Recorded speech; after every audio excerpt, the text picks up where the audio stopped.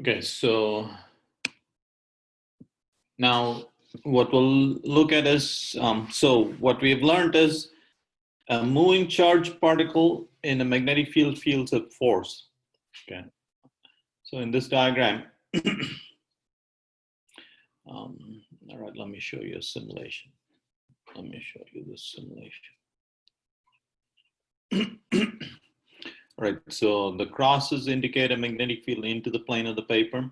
So here is a positive charge, and the red arrow is the velocity. So you threw a positive charge perpendicular to the magnetic field. It feels a force in that direction. Again, it feels a force in that direction. And you can see a moving charged particle is going in a circle, in a circular trajectory. Okay, so the magnetic field has trapped this particle. Okay, so for instance, imagine that this was a large room and these particles, you had heated a gas, it got ionized, and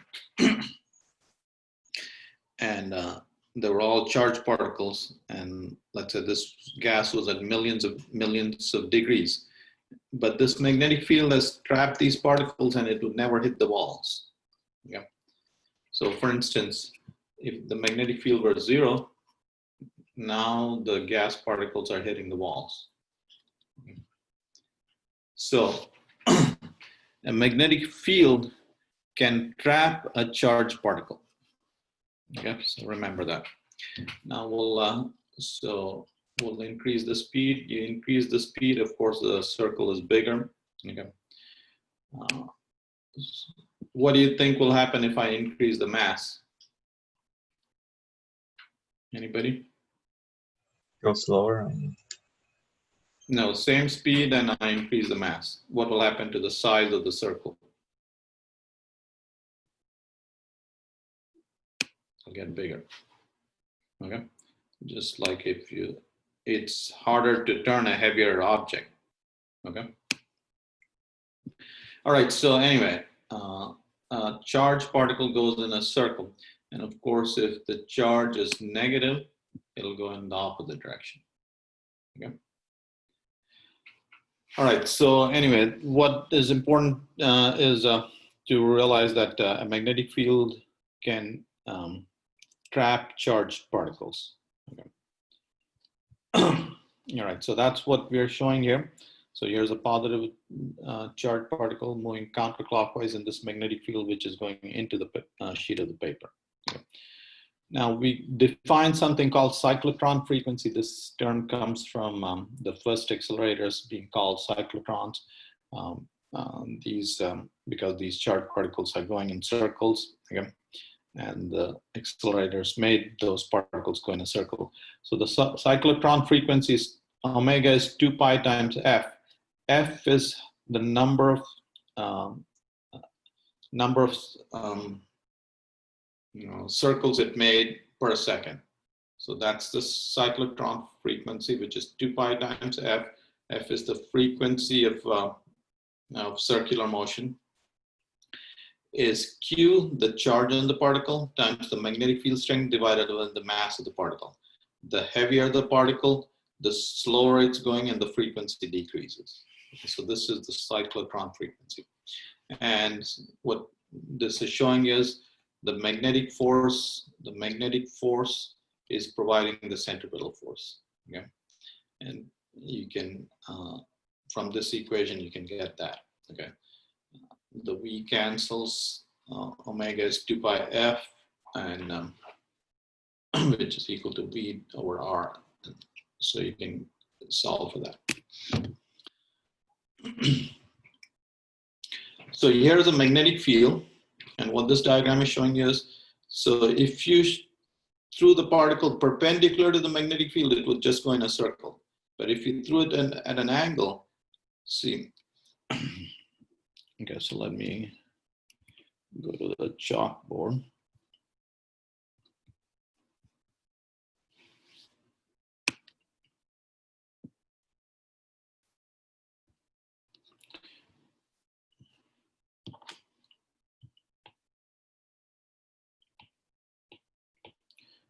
All right, so there's the magnetic field.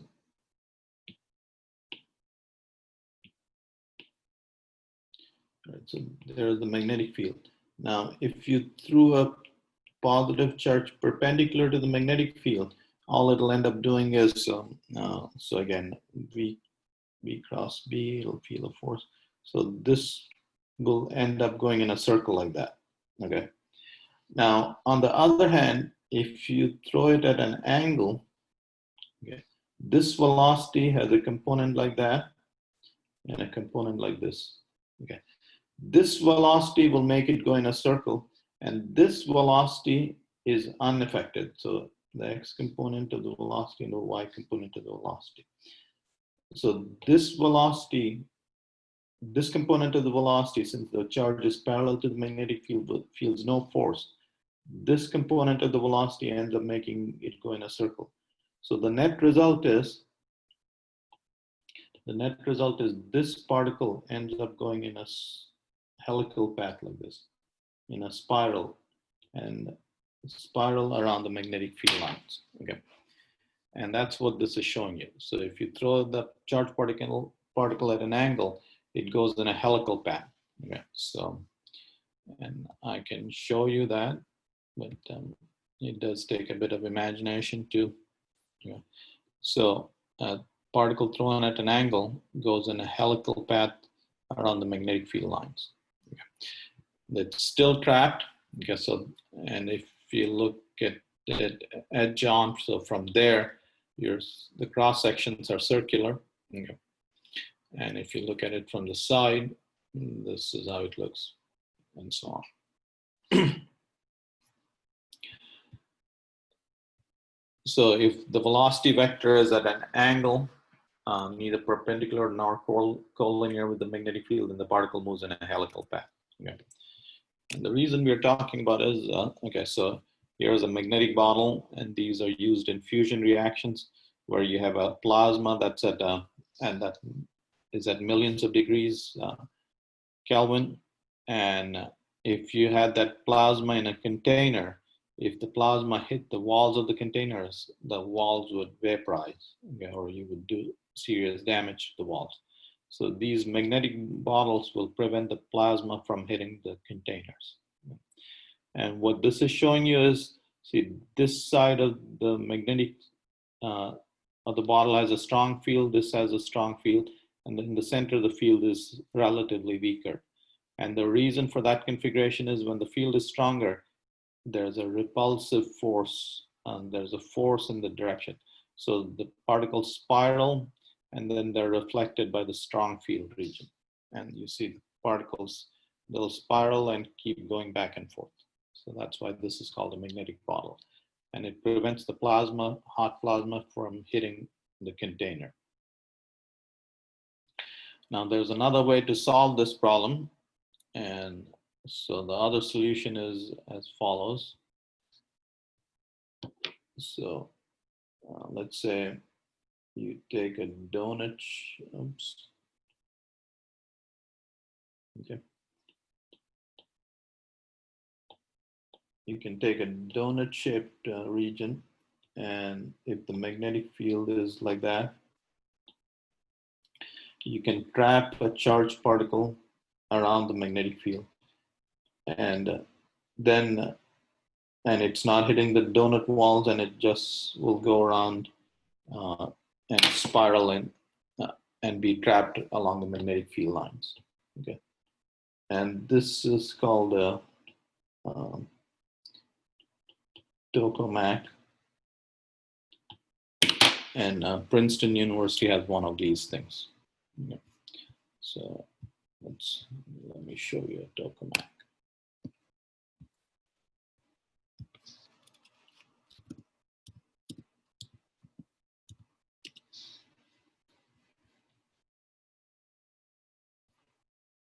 So you see, here's a tokamak, and there's a container, there's the magnetic field, and the particles are trapped around this magnetic field. Okay.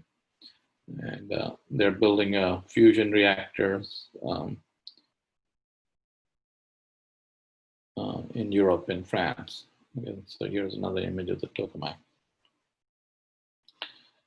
And the joke is the infusion reaction is it's why nuclear fusion is always 30 years away. You know? So we've been trying to build a fusion reactor, but it's not an easy thing. All right, so here's a magnetic bottle. It can contain a hot plasma. Okay. So here are those spirals. Okay, so what is happening is the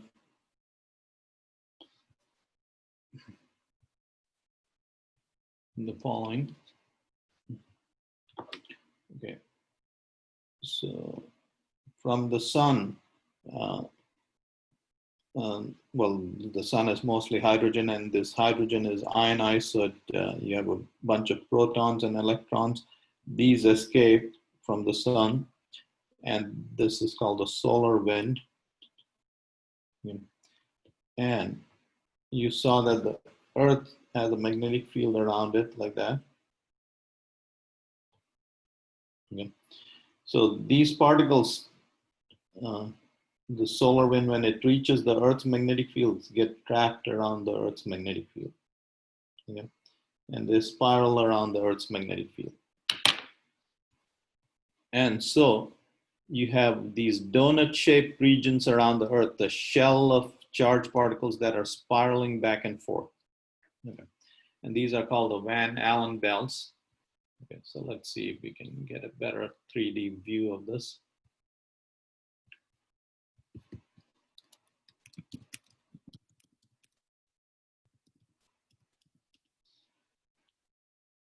Okay, so there you go.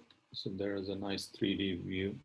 So these Van Allen belts extend quite from about 1,000 kilometers to 45,000 kilometers. So you have this shell of charged particles, and these charged particles are spiraling back and forth between along the field lines.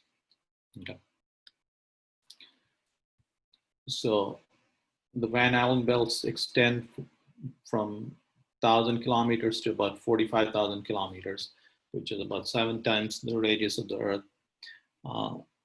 These particles trapped by the Earth's magnetic field spiral around field lines from pole to pole, covering the distance in just a few seconds. So these are about 20,000 mile journeys that they cover in just a few seconds. So the particles are going back and forth.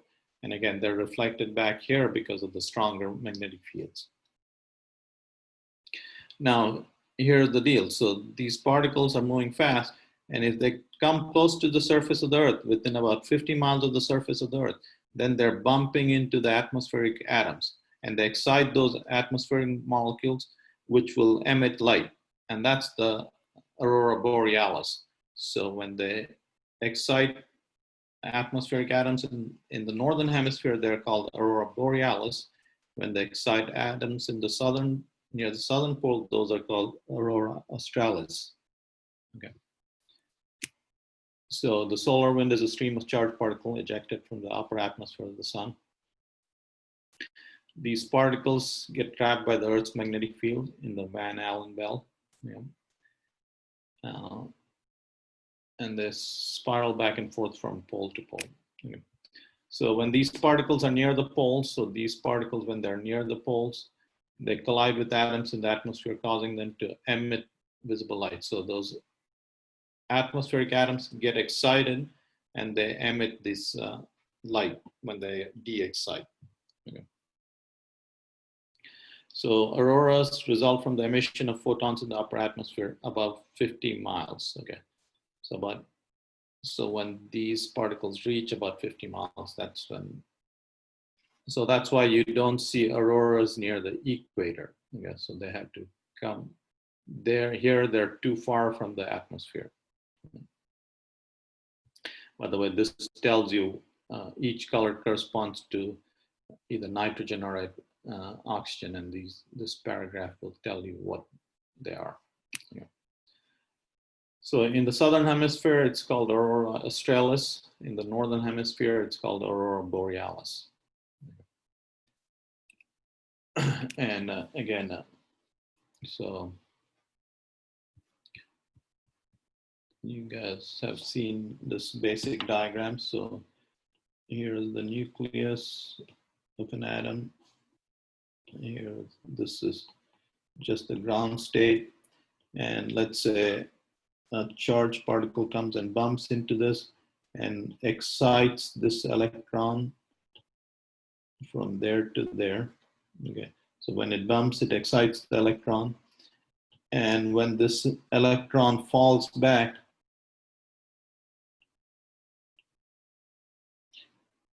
it will emit a photon. Okay, so when the excited atom goes back to its ground state or lower excited state, it'll emit a photon.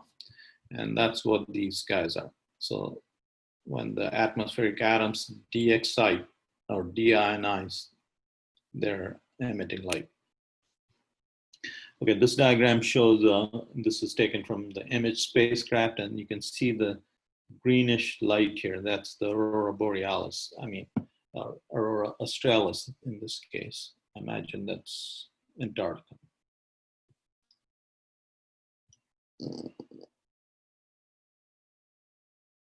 Or is it the North Pole? I can't tell. Oh, there's South America. Okay, yeah, so this is Antarctica. So that's the aurora australis. All right, so here are the auroras on Saturn, okay?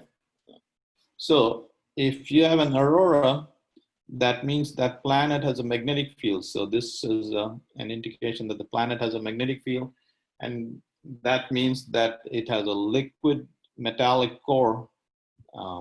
So if a planet has a magnetic field, that means it's rotating. It has a liquid